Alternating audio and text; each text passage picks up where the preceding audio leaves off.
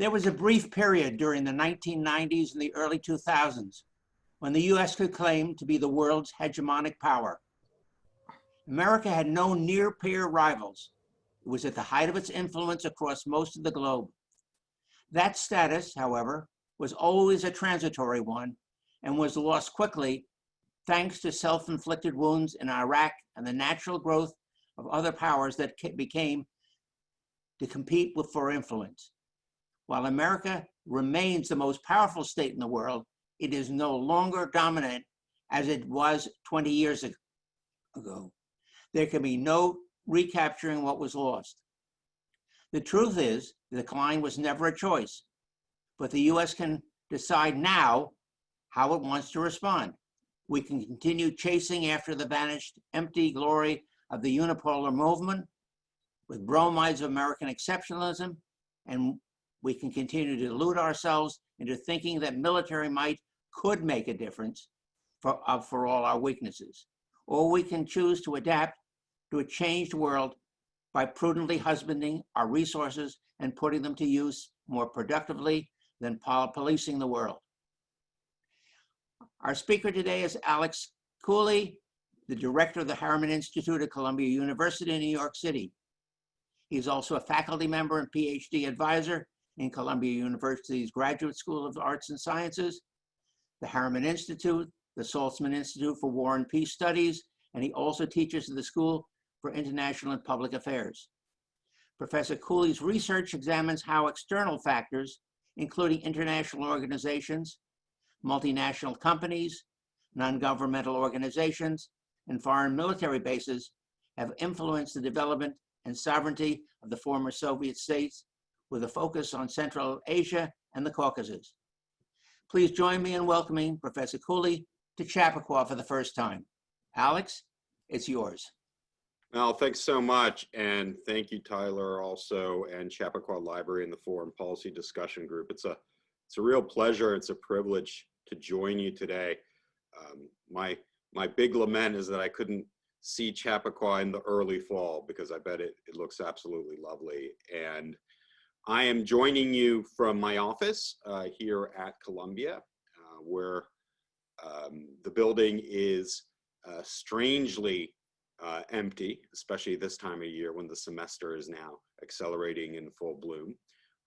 The book itself is the product of a long collaboration with Professor Daniel Nexon at Georgetown University. And as soon as the book came out in late March, we all went into lockdown too. So plugging the book and taking your questions has been part of this lockdown experience, but I'm very eager to hear your thoughts and questions and criticism. What I'm going to do right now is I'm going to share my screen and give you a PowerPoint with some images and some of the main arguments of the book, and I'll go through that. And then if there are any questions, or Mal or Tyler, or if anyone wants some sort of clarifying statement, just feel free to also just jump in. So I'll make the switch right now.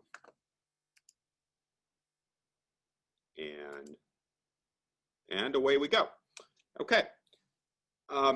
So here's the book. Here's the cover. Sort of, just between us, my co-author and I asked OUP not to put President Trump on the cover, actually because of the argument of the book, which I'll get into. But they said, no, absolutely not. An international relations book in the fall has to have a dramatic cover. But as I will argue in a bit, President Trump plays some role in the story, but he's not the central player in the story.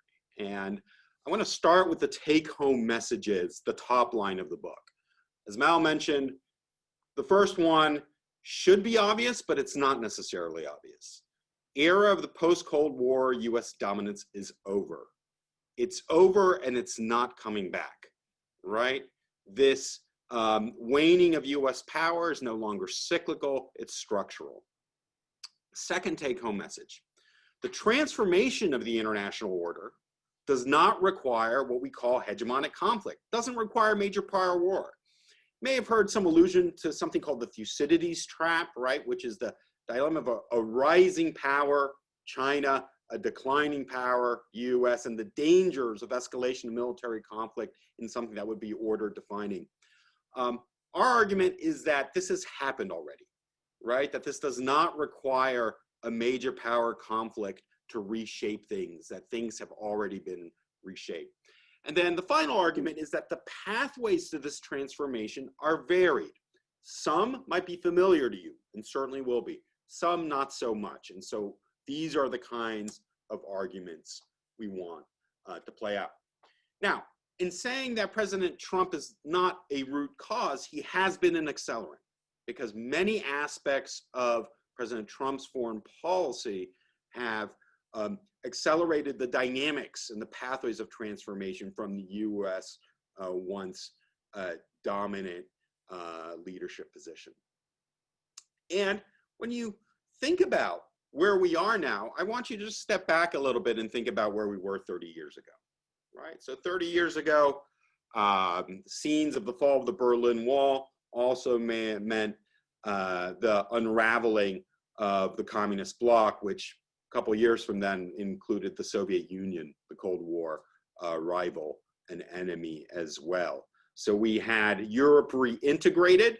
We had the so-called end of history, where policymakers and political science believed that not necessarily that every country would become liberal democratic, but that there was no viable ideological alternative to compete on a global level.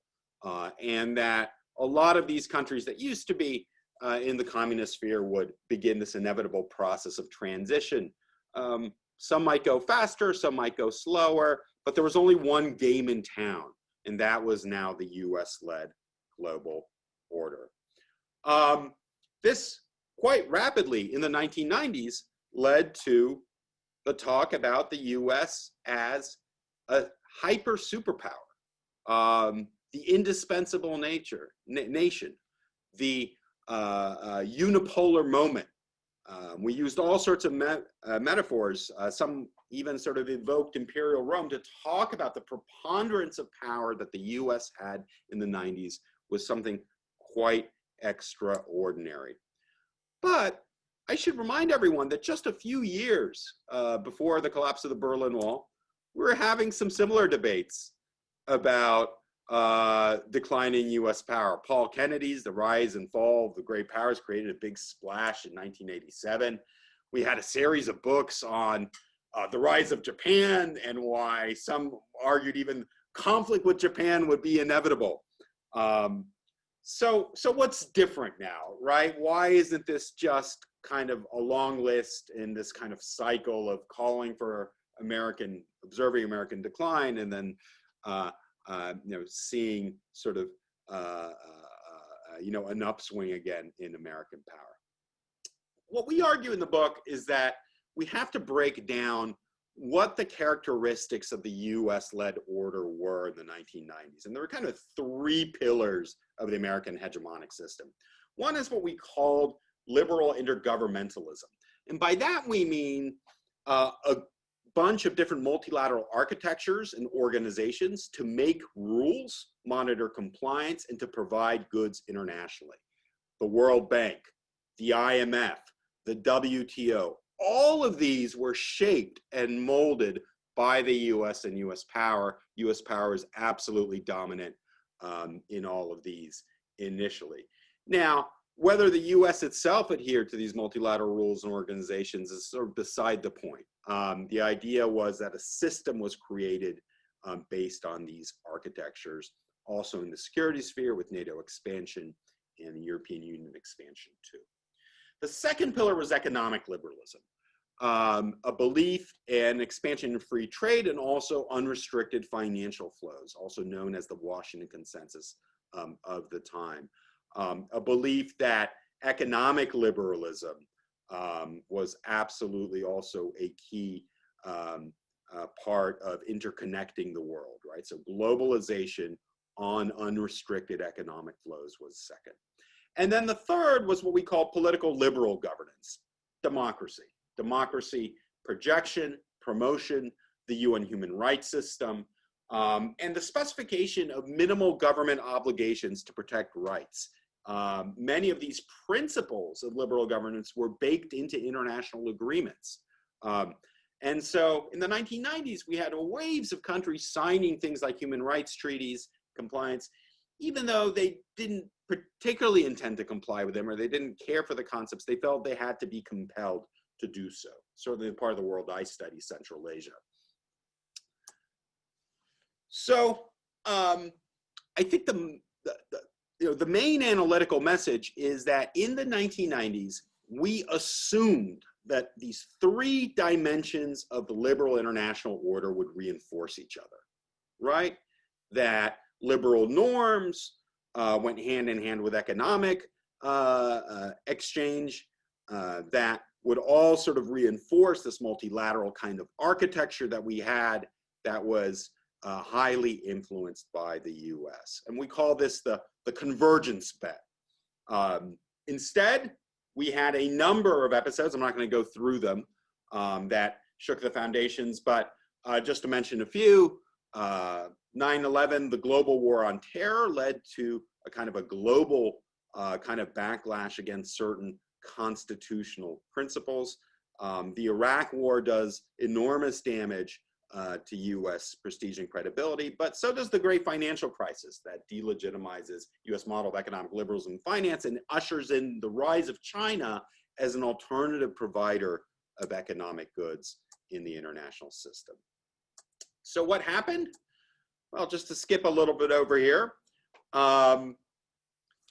In part, this is a story about just economic decline and rebalancing, that over time, since the 1990s, the share of GDP has dramatically converged between the G7 countries, Western-led countries, right, that were part of this kind of alliance system in the 1990s, Europe, Japan, South Korea, and the so-called BRICS, the countries that are interested in revising the rules of global governance, want a greater say, which include Russia, China, Brazil, India, and some would include South Africa. So that's one way to look at it. But an economic convergence story doesn't tell us the detail of the politics, right? Like, what have the states been doing to try and translate these growing economic imbalances with actual political power? And I think that's the big part of our book. So we identify three pathways in the book, right? Three overall processes that it's important to pay attention to that have led us out of the 1990s moment. The first one involves China and Russia, what we call exit from above, the new challengers.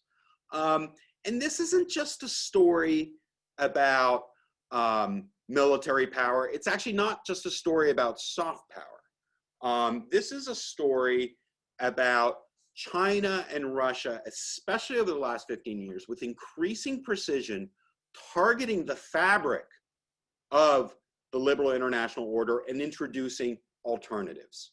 So introducing alternative norms to the universality of liberal governance with different kinds of counter norms.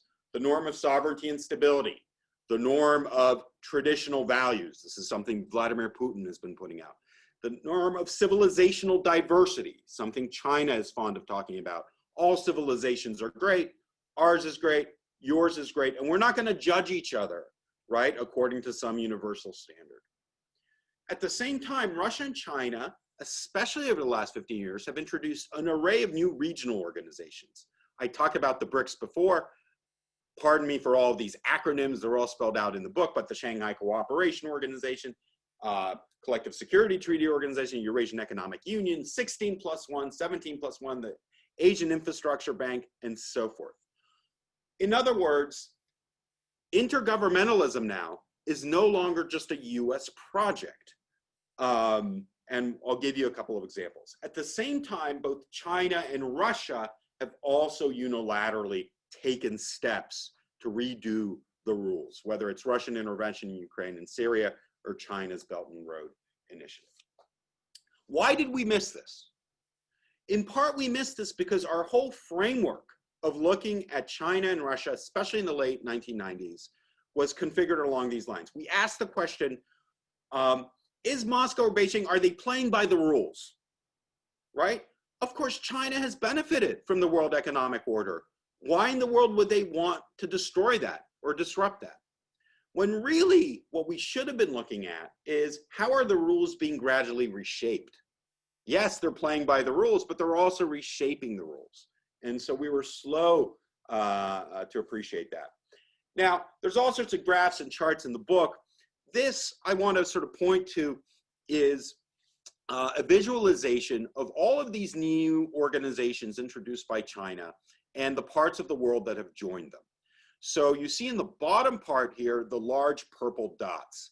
These are countries. The larger the dot, the more greater of a proportion of Chinese-led international organizations that they have joined. And so you'll see really here Central Asia, the Middle East and the Gulf, Southeast Asia, these are the parts of the world that are becoming part of the Chinese-led new international ordering fabric. Some of these organizations might be familiar to you. These are just some sort of examples here, creating these kinds of order mechanisms. And of course, I won't get into the Belt and Road. It's a great topic. Just needless to say that this isn't just about infrastructure. It's not just about connecting. It's also about setting global standards, setting rules, gaining political influence, creating a community of friendly states. Let me give you just one example from the book. In June 2017, Greece blocks an EU statement about China at the UN Human Rights Council. And for the first time, the EU was unable to reach a consensus. It used to be just a routine sort of criticism of Chinese human rights practices. The Greek Foreign Ministry said that this was unconstructive criticism of China, and Amnesty International points out this is the first time that the European Union has failed to make a statement at the rights body. What's going on? Well, what's going on is that the Greek port of Piraeus right here is being refurbished by China. And Piraeus is a fundamental gateway for emergence into the EU. And in fact, Greece is added as one of the countries that's a strategic partner of China in the sort of 16+1 dialogue. Greece is added to it and becomes a 17+1 dialogue. So again, under the radar, not so important, but clearly the link here of infrastructure goes well beyond just building and upgrading transit facilities. I want to give you another example here.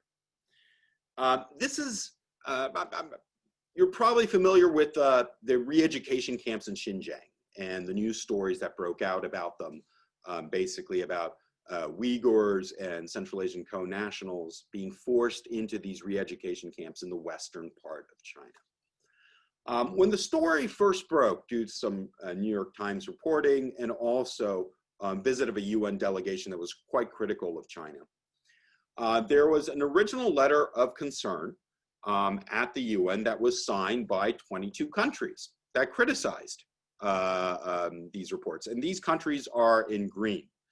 The US is not part of this because it withdrew from the Human Rights Council. And in the green are the countries you would expect normally to be at the core of human rights criticism: Canada, Australia, Western Europe, United Kingdom, Scandinavia, Japan.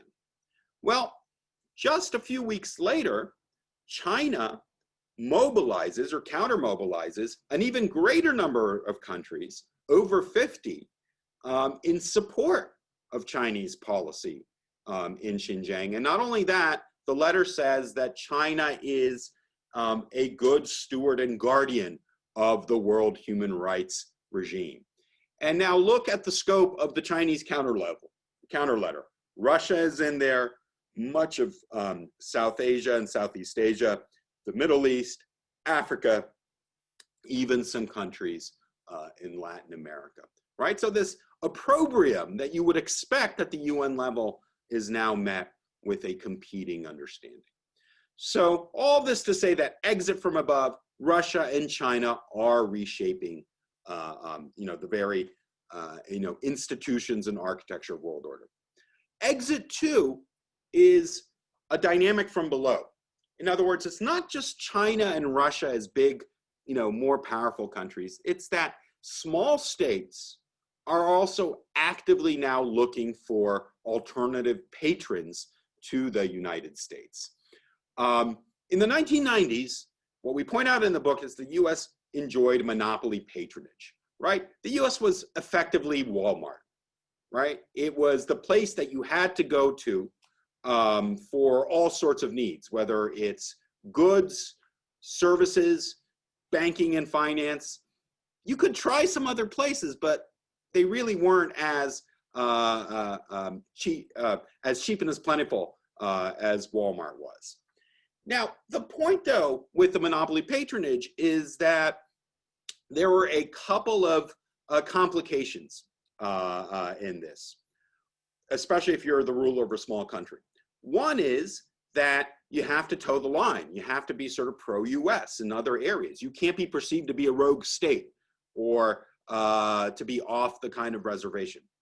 But two, US goods or Western goods also came with conditions. Economic conditions, whether you hear this term IMF conditionality, or political conditions, right? Respect for human rights, restrictions on the use of certain goods.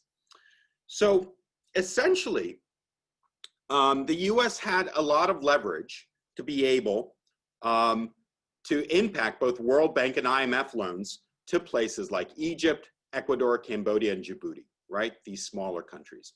The other example I'm giving here, I told you economic goods, election monitoring is also something similar that the US used to dominate. In the 1990s, it became a norm that if you're having an election, even if it's a crooked election, you still have to allow international observers. And the gold standard of these observers usually came from the United States.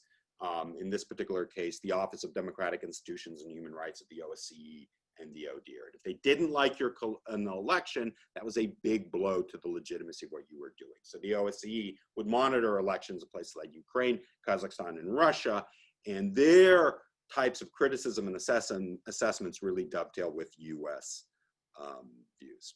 So don't want to get into all of these arguments, but the point is having alternatives as a small state gives you bargaining power, right? When you have the rise of China or the rise of Russia, it's not just what China and Russia are doing, it's that as small states, you can use the presence of another patron to water down and push back against the conditions that you don't like in liberal ordering. And just to give you the kind of more contested kind of scheme here, if you're Egypt, if you're Ecuador, if you're Cambodia, if you're Djibouti, you have more options now. You have China as an option, you have Chinese-led international organizations like the Asian Infrastructure Investment Bank. Saudi Arabia was a big patron after the Arab Spring. And so there are just a lot more alternatives, which in turn dilute the power of the IMF and the World Bank. Similarly, in election monitoring, we now have Russia and China and their organizations that send election monitors to places like Kazakhstan or Ukraine, right? And so it's kind of an interesting world that we're in, where Chinese election observations observe elections in Central Asia and say everything was fine. At the same time, leaders are actively leveraging, right, the presence of China and Russia to talk about how they are also strong sovereigntists, right? And this is what we call the rise of a multipolar populist. So leaders like Viktor Orban in Hungary, Erdogan in Turkey, Duterte in the Philippines, all these three countries were traditionally viewed as very much within the fold of the liberal international order, the security system, the set of institutions. All three of these leaders have made a public point of courting Russia and China and pushing back against what they consider to be hypocritical criticism from the West about what they're doing, and openly saying that we're going to partner with other types of countries. The final mechanism is the rise of contested transnationalism. Think of this as exit from within. Now, it used to be that in the 1990s and the early 2000s, liberal transnationalism was dominant, right? By this, I mean the transnational actors who would convey liberal values and US preferences in the world, right? Go back to sort of our Walmart analogy. These would be like the Walmart greeters, right? That would sort of tell you how great Walmart was, welcome to Walmart, and then ask you to sort of engage with Walmart. These included networks of economic advisors who literally remade the economies of places like Russia and Poland, some from this university here, Ukraine and so forth, according to kind of a very narrow understanding of economic liberalism and the Washington Consensus. This also included the spread of NGOs and transnational liberal activists. In the 1990s, this was like the golden era of non-governmental organizations. So we assumed, and this was both academics and policymakers, that NGOs working on issues like human rights, gender equality, the environment, that they had universal principles and that they would partner on the ground with local chapters in Latin America, in the Middle East, in Southeast Asia to promote liberal norms and values, right? And then we also had the spread of liberal humanitarian norms too, the responsibility to protect the International Criminal Court. Even when the US didn't join these, there was a strong sense of transnationalism in this. So what happened? A couple of different things. One, in the 2000s and 2010s, NGOs started to be viewed as threatening political actors. We talk about in the book how the so-called color revolutions, something that's getting more attention here now, which basically the toppling on election day of old governments in Georgia, Ukraine, and Kyrgyzstan, 2003, 2004, and 2005, due to a faulty election and street protests. How following these color revolutions, you had a distinct crackdown on the legitimacy and activities of NGOs. NGOs went from being viewed as political nuisances and annoyances by governments to actual security threats. Why? Because they became to be perceived as vectors through which they could destabilize governments and topple regimes, right? So there's a stigmatization of NGOs that starts happening. Over 70 countries passed restrictions in the 2000s on NGOs, everything to do with curtailing their access to foreign funding or the use of technologies like Skype, to, in Russia, just declaring them criminal organizations, undesirable organization law of 2015. If you're the National Republican Institute, the National Democratic Institute, you're just undesirable. And anyone in Russia dealing with you would be subject to criminal penalties. At the same time, we start seeing the brokering of new liberal and transnational movements. And just one I want to briefly discuss with you in a sense. But in essence, in the 1980s, 1990s, liberal nationalism, transnationalism, was again a core part of United States power. Liberal values would spread via NGOs to places like Ethiopia and Russia and so forth. Russia was an actor that was acted upon, right? Not an actor that was influencing. Well, here's one of my sort of counter examples here. So the World Congress of Families is a transnational network that actually was founded in the 1990s by two Christian right organizations just based here in the US. But in the 2000s and 2010, they became transnational movement as they fused with new groups, both within Eastern Europe and Russia, and new donors and funders. Oligarch funding, especially coming out of Russia. A gentleman you might know who sanctioned Vladimir Yakunin, close advisor to President Putin, was one of the major funders. And here we have President Orban in Hungary giving the keynote speech, and this group is, presents itself as pro-family, but openly opposes LGBT rights, reproductive rights in their different campaigns and agendas. And in fact, just last year, the latest summit was in Verona in Italy at the request of then Deputy Prime Minister Matteo Salvini from La Liga, right? So a kind of a liberal counter network to liberal transnational networks. In other words, and again, sorry for the messy chart, the point here is just it's much more contested now. The arrows don't just go in one direction from liberal values to NGOs to international communities, that countries like Russia block NGOs and they fund other NGOs. That values even within international organizations like the OSCE or the UNHRC have become much more contested. It's not just liberalism, that there is a contestation now of ideas and norms, and of course, in the US itself now. So to wrap up, Trump's election was important, yes, because he has accelerated many of these mechanisms. When you think about, for example, the decision to defund and withdraw from the WHO, thereby allowing China to gain even more access or influence here. But the three mechanisms predate him and will endure after his administration. So I sometimes get asked, well, you know, if there is a change in government, we have a Biden administration, and what does this mean going forward? I say, well, certainly some of the optics and some of the rhetoric will be very different, but a President Biden is not going to be able to reverse these trends. And I would argue, nor should he. Nor should he attempt to, I think Mal referred to this at the beginning, put the band back together again in terms of global dominance. The ecology of international order has already shifted significantly. It's a lot more dense. It's a lot more contested. There are actors being influenced by other states now that are in the mix. Some of the pathways are more successful than others, but all have a transformative purpose. And this is where I'll just end with a few more observations about Russia.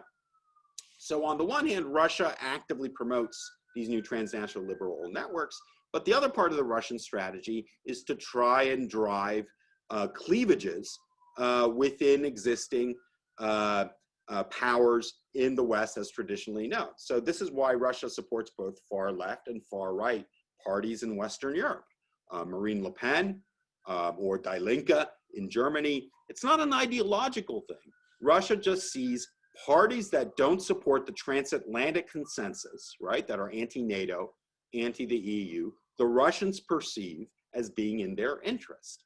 Because for Russia, transforming the international order is considered to be a national security priority, right? It's not just the bilateral relationship with the US, it's unraveling the US-led order is part of this. So that includes forging new alliances, but also weakening consensus to support the West within Western Europe, and of course, the United States as well. So that pretty much wraps it up for the formal part of the presentation, but I'm happy to go back to any of these slides if you're interested, and also hear your comments as well. Thanks so much.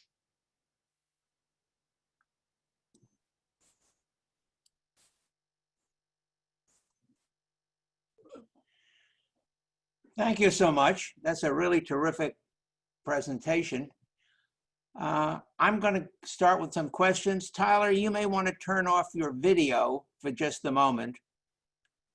If you go down to the bottom there and with videos, stop video. Good. Thank you.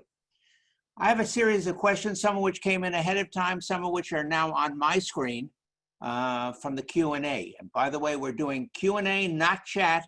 So if you've entered something via chat, you really need to come back to us as Q&A. My first question really is looking back to the 1990s. In your view, was there a period when the US could have, in the words of my introduction today, chosen to adapt to a changing world by prudently husbanding our resources and putting them to more productive use? Was there a time? Was there a group of people? Was there a, if not a political, at least intellectual leader of some alternative? I'm thinking back to the early 50s when George Kennan was somebody who came out of whatever, very few of us knew of him. He made a difference. Was any of that possible, and could it have made a difference? It's a great question. I'm not sure I have a very good answer to it, but I can make a couple of points in terms of timing and what the critical, pivotal moments were. A lot of the academic research now that I've seen, and it's confirmed by some of my own observations in the book, point to 2004, 2005 as the peak era of global influence along a number of different dimensions, right? Think about military power and military presence. The span of security and basing arrangements that we had with other countries at its peak in 2004, 2005. 2005 is also the first year since the collapse of the Cold War that Freedom House starts logging a decline in support for democracy and democratic practices around the world. And those have declined every year since, for 15 years since 2005.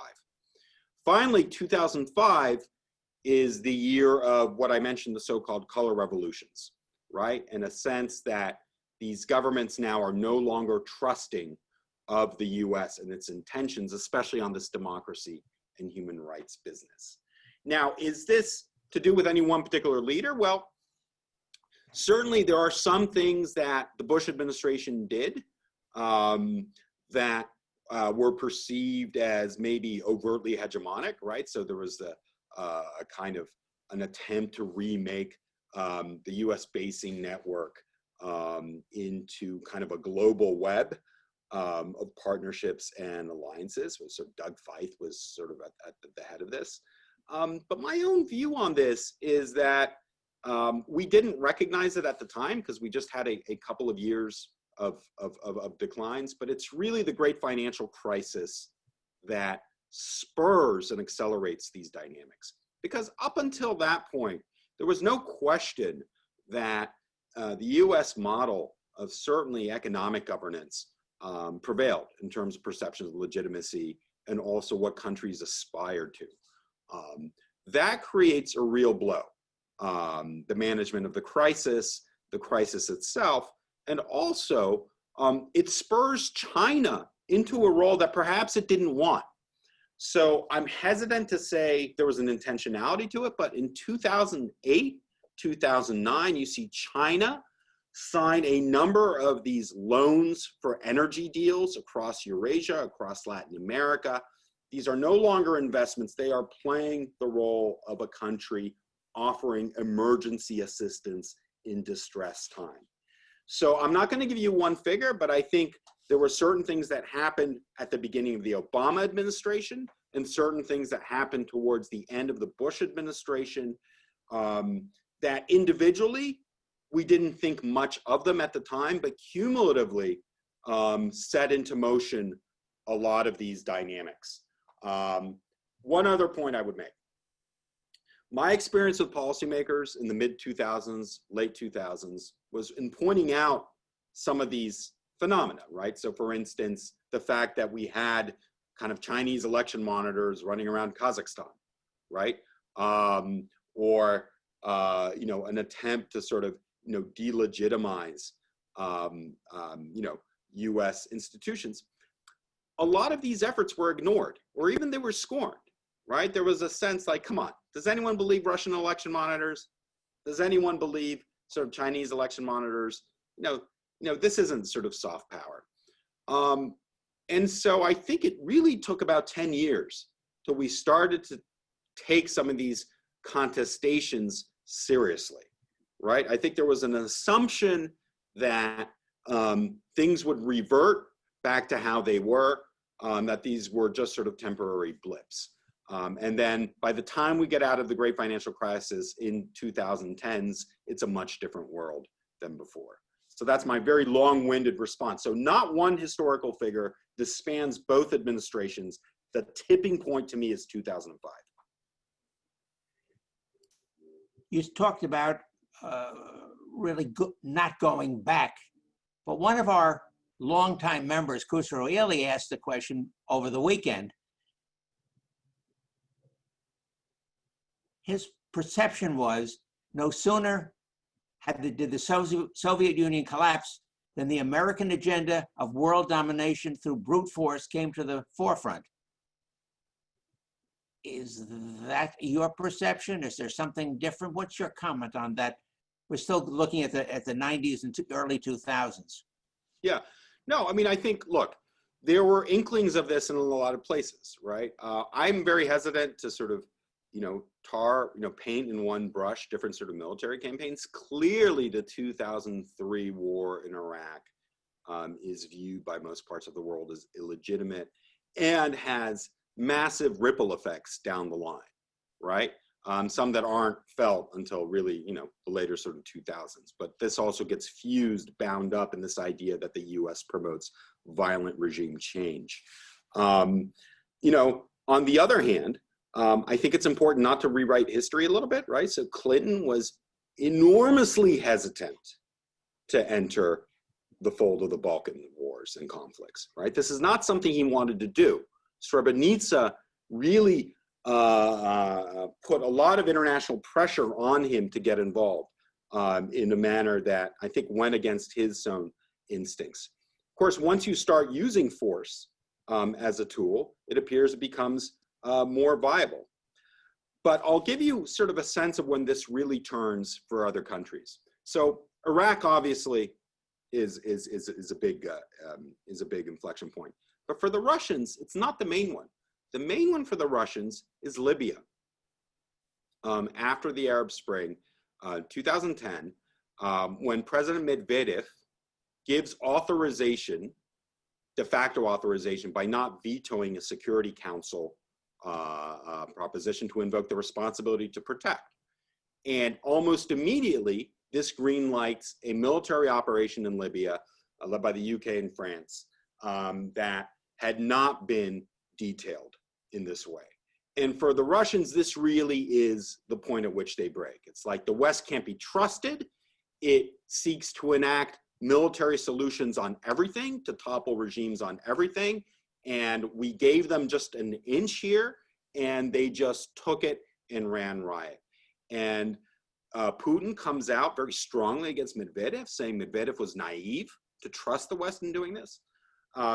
So again, I don't think it's any one particular, campaign. There are different campaigns that have different effects, but certainly now there is a recasting of, the willingness to use, military intervention and military force from before. So I want to, in making this argument, there are many parts of the liberal international order that shouldn't be romanticized or lamented, and that's not my purpose here. But I do think the question on whether a post-US world is less conflictual, less violent, that is very much an open question, right? And I think we should sort of unpack those two in terms of kind of our understanding. Let me take a change of focus. Tyler Beebe over the weekend sent me a note that said essentially, while the US may be retreating in many parts of the world, Southeast Asia is an exception. And he cites a number of things that we're doing in Southeast Asia, the China Seas, Taiwan's capability, et cetera, et cetera. What's your comment about that? Not so much just that we retreated, but we changed focus, pivot to Asia. It's a great question. So I think actually the pivot to Asia is a really good example of some of these dynamics in effect, right? When you're a hegemon and you say, we're going to pivot to Asia, well, when you're engaged globally, the countries that you're not pivoting to get very nervous and get very concerned, right? So what was the East European reaction to Obama's announcement of a pivot to Asia? It was a freak out, right? I had ambassadors from the Baltic countries in my office just sounding the alarm, saying that like, this is absolutely unacceptable. We're going to be abandoned. No, Obama's going to abandon NATO and his commitment and so forth. That's a result organizationally of a US hegemon, right, globally, signaling it's going to engage even more with one part of the world. Now, I actually think the pivot to Asia was a reasonable strategy in terms of sort of focusing on creating, both through TPP and these new kinds of, engagements with, Pacific states on the security front, a reasonable new kind of, web of engagement influence. But the problem with the messaging was one of sort of signaling abandonment there. And so, globally, you have a lot of unintended consequences when you put out these kinds of messages. I'll disagree in just one way, and it's not a disagreement of what the US is doing in Southeast Asia, it's the overall context, right? Yes, the US is singularly the most powerful country in the world, and perhaps even if it wants to be the most influential country in the world still.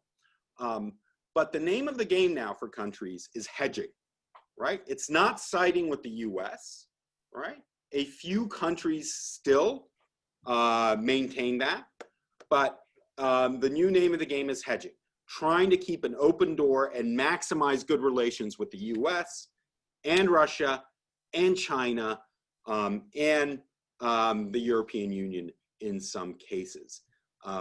It's not avoiding antagonizing the US as it used to be in the 1990s. And that, I think, is the fundamentally different sort of context here, right? That also countries are learning to leverage US interest with Chinese interest for their own benefit, their countries. That's, in some ways, arguably what they should do.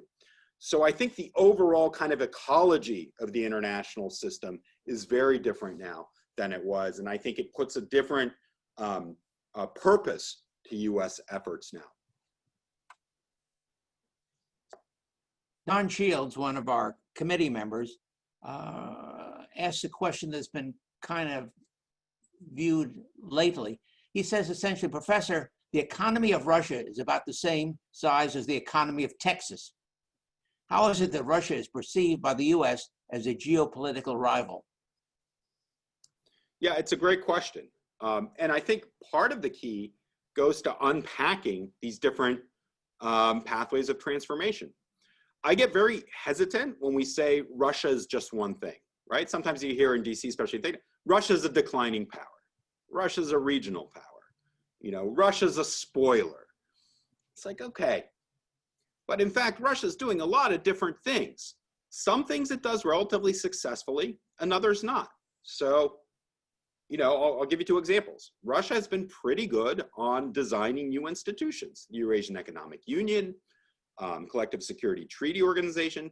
We dismiss these and we say, well, they're not effective international organizations. They're not like the EU. Well, what international organization is effective, right? I mean, if that's your standard, that's a pretty high standard to have. But no, Eurasian Economic Union is there. It functions, has a supranational bureaucracy. Russia's been at the forefront of the BRICS, of a number of different things. So, are any of these going to deal the death knell, to U.S.-led order? No, but Russia's been involved. Russia has also been very involved in what I mentioned before, sort of, the active trying to drive wedges, both through election interference, whether it's in the US or other places, or through support of anti-systemic movements, because it's cheap. You actually don't need to spend a lot of money to give a loan to Marine Le Pen, right? Or to La Liga, or to fund the themes and memes of groups like the AfD in Germany. You can do it on a pretty small budget. Where Russia has been less successful, and I think this gets to the point Don Shields is mentioning, it's been much less successful as an alternative patron, right? So there have been times where Russia has tried to just pay more than the US, right, to actively compete for a country. I'll give you the example, place of the world I study, Kyrgyzstan, right, which hosted the main US military base for the Afghanistan campaign. And the Russians are trying to put pressure on Kyrgyzstan to kick the US out. And at the start of the Obama administration, President Medvedev gets together with the Kyrgyz president and says, the base is no longer popular, we're gonna get rid of it. Oh, and Russia is providing us with a $2 billion anti-crisis package. And everyone understood this as a Russian bribe to kick the US out. Well, what did President Bakiyev do? In typical Central Asian sort of good dictator fashion, he waited for the first tranche of $300 million to come in from the Russians. He pocketed that, and then behind the scenes, he got together with US negotiators. They renamed the facility a transit center as opposed to a base, and they increased the rent from 17 million a year to 63 million a year. In that particular case, there was a perception that the US had won. It had outbid Russia, that Russia was even a bit humiliated by like trying to bribe a country and failing. And Russia's had similar problems trying to pay countries off, whether it's for the recognition of the breakaway territory. Someone had a Georgia question of Abkhazia and South Ossetia. It tried to pay off everyone. Bolivia, Cuba, it managed to get a couple of Pacific islands, and it humiliated itself.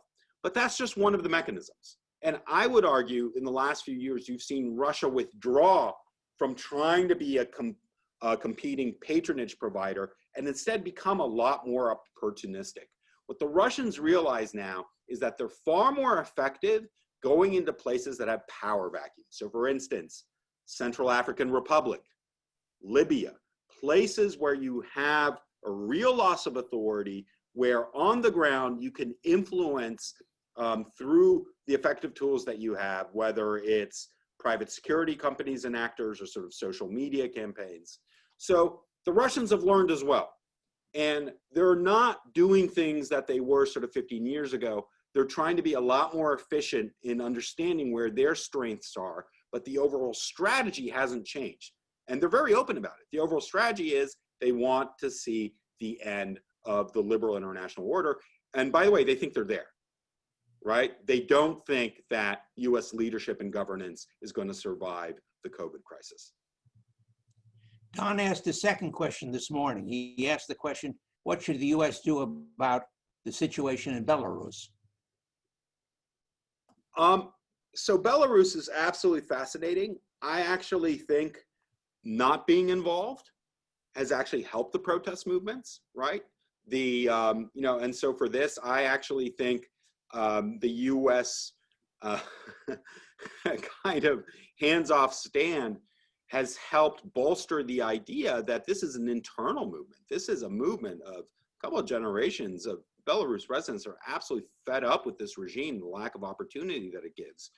And Lukashenko has tried and tried again to paint this as kind of a Western interference, that this is geopolitically aligned, that this is the result of sort of liberal NGOs or U.S. sort of geopolitical pressure. It's not working, right? No one actually believes that, in part because the administration has been so hands-off on it.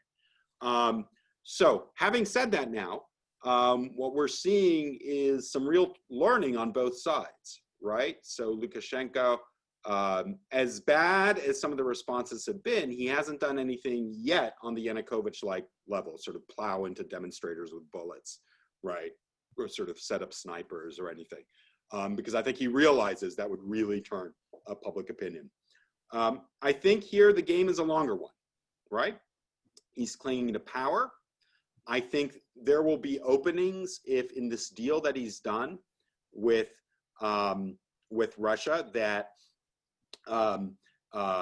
sort of adds basically the Belarusian debt to Russia, but just sort of just in terms of sort of forward positioning on this, U.S. can back whatever sanctions regime that the European Union comes up with, especially sanctioning Belarusian officials and elites. It can support the opening of the borders, especially with traditional allies like Poland, right? Sort of make that sort of the focus. In other words, use our actual European partners as being on the front lines of this. And then I think to get at this competitive patronage, I think the US behind the scenes can make some efforts to look at possible emergency financial packages to Belarus. But there have to be asks there. And I think the asks have to be, in the form of a timetable for Lukashenko's withdrawal. So I think it can do all of those things, but I think it can do them in the next stage, which we're almost at now. I think it was quite beneficial for it not to be overtly involved before, because Lukashenko wanted to cast this as another color revolution inspired by Washington. And he didn't fool anyone. No one actually believes this, even on the Russian side. This morning, F.A. Chang wrote, "Is it fair to say that China has a longer view of world order and how global transformation may evolve? If that's true, then shouldn't we be more engaging with China rather than decoupling from China?" Yeah, it's a great question. I agree with the premise. I think, you know, I don't want to say, no, China thinks of the world in centuries or decades. And maybe they do, maybe they don't. But certainly there is a strategic patience about where the world is going.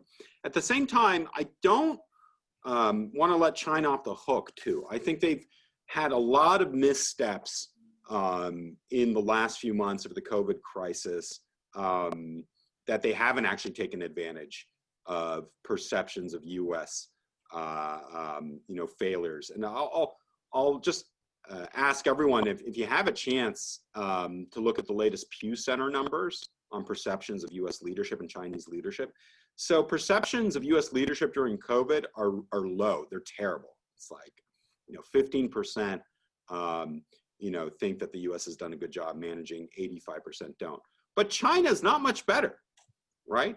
And there's a sense that China also was quite ham-handed in the way it dealt with some of these things, or providing emergency provisions, PPP, to places like Serbia or Spain or Italy, but at the same time giving bad equipment, right? Which then led to negative news stories about China and so forth. So I think the structural trend, though, is that China is doing all of these different things. It wants to improve its law within existing organizations. It wants to create new organizations, and it wants to leverage countries directly vis-a-vis the Belt and Road. I think one thing that's going to happen in the next year that's going to give us a real sense of what China is going is a lot of these smaller countries, many that I pointed to before, are getting crushed now with just you know, very high level of debt. And so the question is, what does China demand in exchange for debt relief, right? We're going to have a big round of debt relief negotiations. Does it want greater support of the United Nations? Does it want shares in strategic assets or industries or sectors in these countries? Does it want territorial adjustments? What is China going to ask for? And I think that'll give us a better sense of sort of, you know, the next stage in their influence. But yeah, I mean, I would say the longer term horizon is something China tends to think more strategically about. They are very engaged, by the way, in US international relations theory, right? They're very interested in things like long cycle theory, you know, hegemonic stability theory, rise and decline of the great powers. And, you know, it's something they really keep tabs on. But I actually would give them like a B- for their kind of handling of the COVID crisis, because I think they could have come out of this even more on top of the US than they did. They had some missteps too. Mr. Chang or Mrs. Chang, I can't tell which, it follows up by saying, is Pompeo blind to these analysis or evolutions happening in history, judging for his most recent comments, public comments? Here's the thing, I think, with this administration. This applies to China, but it also applies to Russia too. There's the question of the new doctrine, right? So the new foreign policy, national security strategy is moving to a world of great power competition, right? Singling out both China and Russia, saying for 20 years, we focused on terrorism. That's no longer the main strategic concern. The main strategic concern are these great powers coming in, which we're going to try and rival, right? And this is going to be a very competitive dynamic. Goes, you know, it evokes images of a realist world and so forth. The problem, though, is at the same time, this administration views these architectures, these rule sets, these institutions, right, as something that actually inhibits the US and diminishes its power. And that, to me, is sort of the main sort of disconnect. That how are you going to compete with a China or Russia if you're actually not supporting the very fabric, like the US alliance system, right, for instance, or NATO, or the alliance with South Korea or Japan, if you're not going to support the infrastructures on which American power rests, right? And I think that's the main problem here, that it's not necessarily the doctrine itself. Yeah, sure, when an era of geopolitical competition, I'm not sure that's much different than other eras. But if you're going to do that, then you need a systematic attempt, for example, to look at the Belt and Road, to look at questions of sort of debt and influence, predatory investment, all these things, and to do it within existing sorts of fora. Instead, we have a lot of criticism, right? But we don't have this kind of engagement with the fabric that traditionally has supported US power and set the parameters for Chinese and Russian sort of challenges to it. So Pompeo talks really tough on China, right? But then sort of, in terms of actual sort of actions that might diminish Chinese influence in sphere after sphere, whether it's the internet or global public health, or development and assistance, is pulling away US engagement. It's not enhancing it. Elizabeth Massey asked the question, says, thank you, Professor Cooley. Can you comment on the role that corruption plays in the rising states of China and Russia, and how this will affect the readjustment of the world order? And more specifically, do you have anything to add to the theories surrounding the alleged poisoning of anti-corruption campaigner Alexei Navalny? Why was this action taken against him at this time? Yeah, it's a great question. So actually, corruption's a super interesting topic to look at from this perspective of international order. Because when we go back to this, this first point I made about the convergence wager, right? How we assume that international economic liberalism and exchange, right, would necessarily promote intergovernmental governance, would also promote political liberalism. Well, I would say grand corruption is one of those areas where you see this divergence, right? That you see many of the institutions of liberal world order used by kleptocrats in the service of pilfering their societies, right? And so just today we have the release of the SARS reports and the banks, where it's been revealed that places like Deutsche Bank or HSBC were actively ignoring their own suspicious activity reports and facilitating money laundering involving many different countries. Well, it's no great surprise, but I would say that grand corruption in China and in Russia and Eurasia is enabled by a lot of these Western intermediaries, whether it's our own shell companies that you can buy off the shelf in a place like Delaware or Wyoming or Nevada, whether it's transactions in luxury real estate in Manhattan. We could go sort of down the list. So these Western service providers are absolutely intimately linked to the corruption that goes on in these places. Now, corruption, unlike human rights and democracy, is still unpopular around the world, right? So the norm against corruption hasn't weakened, right? That's the good news, right? No leader sort of says, I'm president for life and I'm corrupt. I'm going to do what I want. No. In fact, it's the opposite. You go after your political opponents on anti-corruption charges. So that part, I think, gives me hope. And that's why I would advocate a switch, actually, towards lobbying for clean governance and using the extraterritorial tools that we have, the power of the SEC, the FCPA, that in a way that's more legitimate, I think, than sort of, the democracy playbook of the past. On Navalny, I think this is clearly a signal that we've changed the Constitution, and now this is what you can expect, right? And I think the demonstration effect of it is the point, right? I don't think there's any question that the attribution goes back to the Kremlin or political allies, security services. They're back to the Kremlin. And, there's a very there's a clear signal here, but also there's a kind of a reach signal here that no matter where you are in the world, we know about you.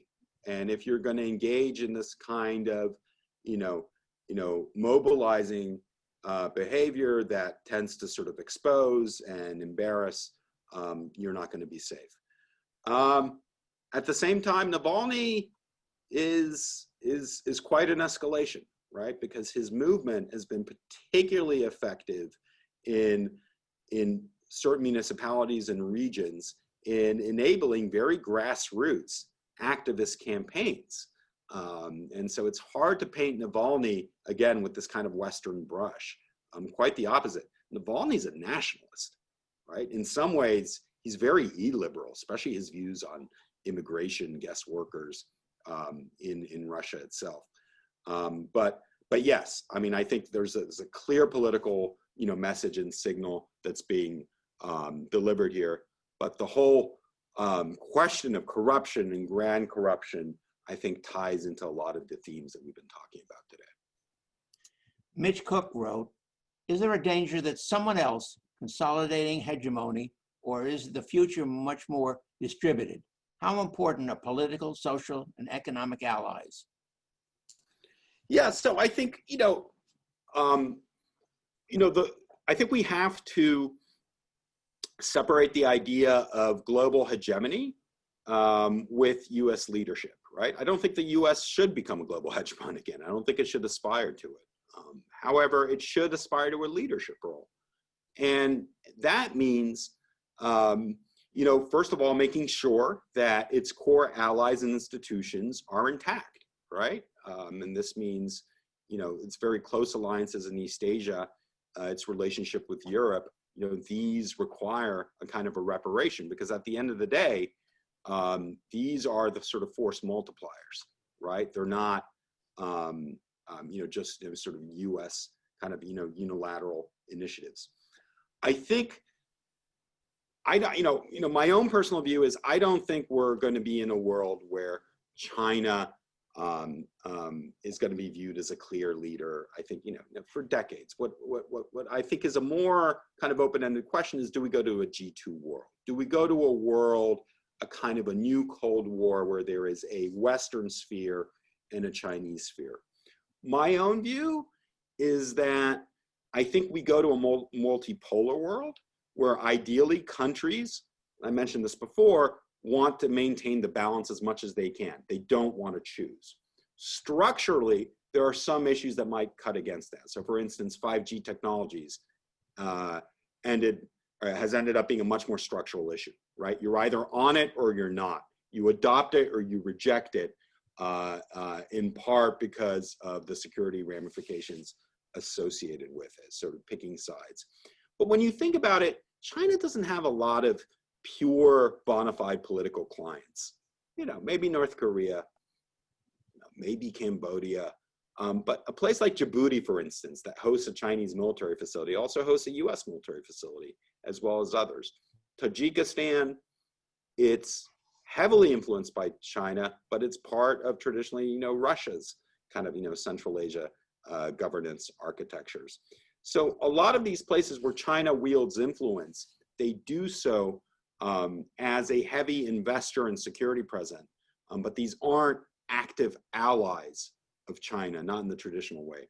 So I think that the Cold War paradigm gives us something, but I think the world is going to be a lot more fluid and a lot more interpenetrated than before, where we had two distinct blocks, Soviet bloc and the Western bloc. Earlier this year, we had a speaker from Wisconsin who essentially said, yes, China will thrive mostly from the period of the 30s to the 50s, but the very fact of a highly centralized, highly controlled kind of a government is going to work against them. And that at some point they just are going to, I don't want to use the word collapse of its own weight, but collapse of its own centrality and lack of internal diversity. Does that make sense to you in terms of your evaluation? Look, it's possible. I mean, I think, there are wild cards here, like, real domestic, systemic collapse, whether it's the debt situation, coming home from, regions and municipalities in China itself. I see a lot of adaptability in the Chinese system, right? I mean, I see certainly a lot of missteps that I've talked about, whether it's over aggressive diplomacy or just kind of an overt attempt at sort of giving patronage, for sort of political favor. And I also see that, there's a real thin skin in terms of news coverage of some of the problems that they have, right? Usually, when they have issues in places like Sri Lanka or a Djibouti or an Ecuador, they'll sort of go immediately to sort of attacking the messenger, China itself. But at the same time, I see a lot of adaptability. I also see a greater awareness of extraterritorial pressure, right? Whether it's this going after China, the tens of thousands of Chinese officials that have fled to other jurisdictions, and the way that they're pulling them back and pressuring relatives and so forth back at home to do so. Whether it's soft power, right? So kind of quick fact, what was the last Hollywood movie that had an anti-Chinese bias or kind of China as the villain, right? You'd have to go back 23 years to find that. Whether it's using market power in places like, the NBA, or places, sort of to demand, a cessation of criticism. So China has learned how to mobilize its extraterritorial and global presence in the service of a domestic imperative. So I think we've talked a lot about the unsustainability of the Communist Party. I don't know. I could well be wrong. Clearly, though, if there were an economic collapse in China, if something went spectacularly wrong, that it would both influence its ability to provide patronage to the rest of the world the way it has been doing the last 10 years, and also the legitimacy of its sort of whole political and economic model. But that hasn't happened, and we're not anywhere near there yet. So could it happen? Sure, but yeah, I don't see signs of it, not yet. Two questions I'm going to put together. They're both on the same topic. Lorraine Ginsburg essentially asked the question, how has the U.S. response to COVID affected the further deterioration of U.S. power? And another one really talks about the same thing, but from a point of view of U.S. credibility based on its ineptitude. Yeah. Dealing with that. Yeah, so I mean, I mentioned Pew, and the reason I mentioned this is like the first data we have on this issue, like in a sort of systematic and rigorous way. And it's clear, I think the piece, a lot of us have been writing about what we think are kind of missteps, right? So I think the withdrawal from the WHO for me, and Dan, we wrote a piece on this foreign policy, it's a misstep. Not that we're enamored with the WHO. The WHO is a highly politicized, in many ways a problematic organization. But you're in the middle of a global pandemic, and cutting funding to it, disengaging with it from its scientific network and expertise, just sends a terrible signal about US leadership on this. But what we see from Pew are the first signs that perceptions of US incompetence, right, are highly damaging to its image. In other words, it's not just the US isn't cooperating with the rest of the world.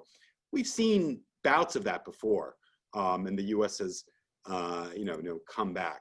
What we see is there's a sense that like just the US can't handle it, right? And that to me is extremely damaging, because US competence has usually never been at issue, right? And so, yeah, I think this is going to take, a long time to shake off. And just going forward, I see another set of landmines here. Vaccine politics, I think, is going to be very nasty. It's going to be very competitive. I think, incidentally, this isn't something that's just going to affect the US. I think we're going to sort of keep to this pattern of sort of, nationalism. And so the forces of deglobalization, I think also in the pandemic have played into, I think, some of this administration's agenda, but also I think have lessened some US influence that it had. Just a very quick one, trade, right? So the US, it's no secret that President Trump is a big fan of tariffs and wants to restructure, redo trade deals in a kind of a bilateral fashion to do this. At the same time, that's only one tool, right? If you really believe that trade is unfair and you want to rebalance it, then rather than tariffs, why wouldn't you launch an all-out assault legally at the WTO and take up cases? And instead, they haven't done that. They've let the WTO judicial dispute settling mechanism lapse by not nominating and appointing judges, right? So you've completely collapsed that tool that you could have for influence on Chinese trade practices, and you're just adopting tariffs. So that's what I mean. There's a selective use of the kind of tools available, not taking sort of full advantage of what's there. And when we don't take advantage of them, the system itself tends to transform. So yeah, I think COVID has really, underscored a lot of these issues. And again, if you sort of compare to what China's doing, which is now as part of the new Silk Road or part of the Belt and Road, they're talking about a health Silk Route, right? Sort of, bringing the added dimensions of public health engagement and cooperation to the Belt and Road. Actually, a lot of this in the part of the world I study is sort of the turning over or the passing surveillance technology and monitoring onto these governments, which then feeds back into sort of the Chinese security apparatus. But they have a branding for it, though, at least.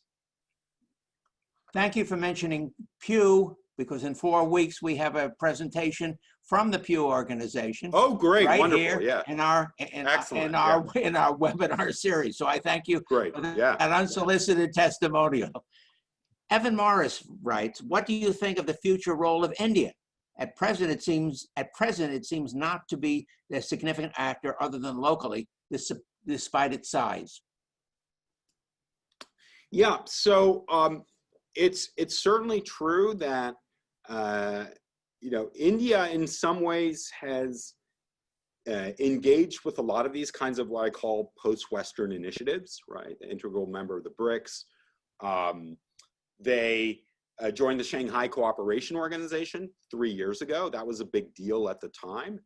I think the perception was that sort of India was the kind of essential component to create a kind of new Eurasian counterweight to sort of the West. But what you've seen is, real Indian hesitancy to sort of back the Chinese Belt and Road, as well as the territorial conflict now between the countries, starting to really damage relations between the two and perceptions between the two. India, I think, is in a role of wanting to hedge as much as possible. So that also means, maintaining this kind of Indo-Pacific as a security cooperation with the U.S., but being engaged with non-Western sort of governance fabrics. But in terms of, I think, your characterization, has India sort of led in any directions here? No. And I actually think it's in some ways, a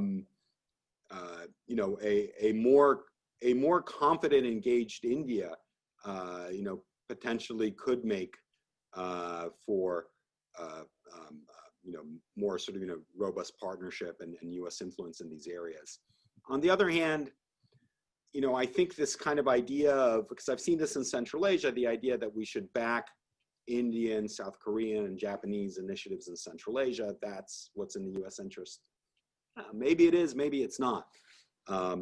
These countries have their own reasons to be engaged in third areas that may or may not dovetail with the U.S. But I think the assumption that India would automatically, play an enthusiastic role in these post-Western fabrics, I think you see some, Indian sort of hesitancy and sort of reluctance to do this. At the same time, I don't think they want to present themselves as, being aligned with the U.S. Evans, I want to thank you for raising the question about India. Just a look ahead away, next spring, Tyler has engaged former U.S. Ambassador to India, Frank Wisner, will be joining us in the same spot that Alex is doing today. So I thank you for looking ahead for us. But I want to close our time together by changing focus a little bit and ask Alex about the question of the Harriman Institute. I'm not sure that many of our people, or many people even in this part of the world, know the Institute, know what its role within the Columbia University is, or any of those kinds of things, or what kind of information is available to people like us who kind of have an interest. Oh, thanks so much for that. So Harriman actually was founded in 1946 as the Russia Institute. So next year we'll be celebrating our 75th anniversary, and we are the first institution or center in North American Academy devoted to the study of Russia and then the Soviet Union. So we are the den of Sovietology. This is where it was founded. And with the purpose of studying the Soviet Union, we were renamed in the 1980s after a gift from the Harriman family. But part of our mission is to encourage workshops, academic and popular debate on issues informing this part of the world.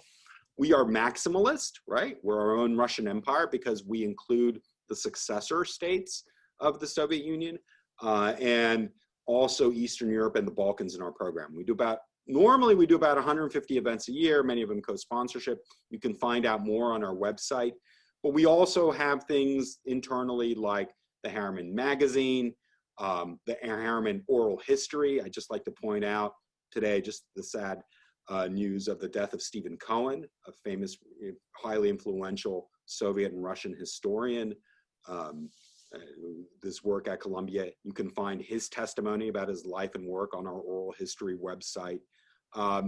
I think the main difference between what we used to do and what we do, we used to study the Soviet Union. Now we have to study Russia, but we study everywhere else too. We study Ukraine quite vigorously. We study, Central Asia, Caucasus, and we sponsor classes throughout the Columbia network. So we sponsor about 30 classes in the School of International Public Affairs and the Arts and Sciences that deal with Russia and the successor states. So we like to think of ourselves as kind of, pumping blood into interest in the region. Beyond that, we have a lot of cultural events, film seminars, theater, art, and so forth. Again, you can find details on our website. So by all means, please feel free to sign up, remain engaged, and become part of our what's now a virtual community, but hopefully we'll be opening up again soon, as you will be. Well, we're here in the burbs and we are under COVID, and we're hoping that many of the things that you have available are available through this medium, which we are now taking advantage of. But I want to thank you a great deal because this was a terrific session. I learned a lot. I suspect my colleagues learned a lot, although I used to be able to look out over the audience and see either smiling or frowning or pawing the ground. I can't see that anymore. So that's a bit of a problem. But Tyler, if you'll turn your video and your audio back on and take us home, as it were. You're muted. Yeah, you're right. Yep. There you go. Okay. Yeah, well, obviously, many expressions of thanks are in order here this morning. I think it was a terrific session. First and foremost, obviously, thank you, Professor Cooley, very much for what I thought was a very illuminating and edifying discussion on all cylinders.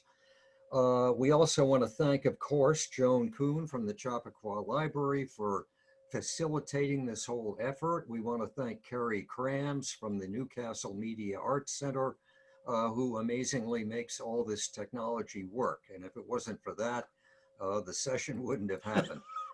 We want to also thank Don Shields, who has recruited several of our fall guests, and to all of you who have joined us from wherever you are this morning.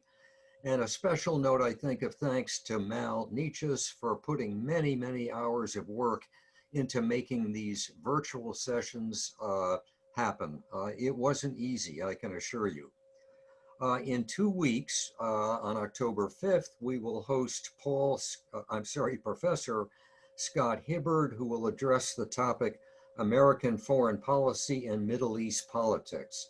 Don Shields will be the facilitator for that session.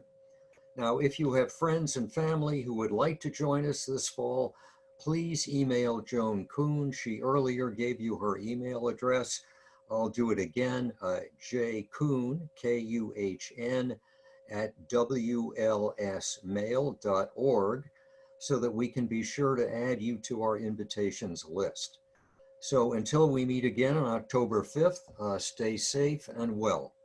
Thank you. Have a wonderful time. Stay safe, stay well, and we'll see you in 2 weeks. Thanks you again, Alex. We appreciate Thanks so your help. much. Thank you. Yeah, My thanks, pleasure. Alex. Thanks for having me. Yep.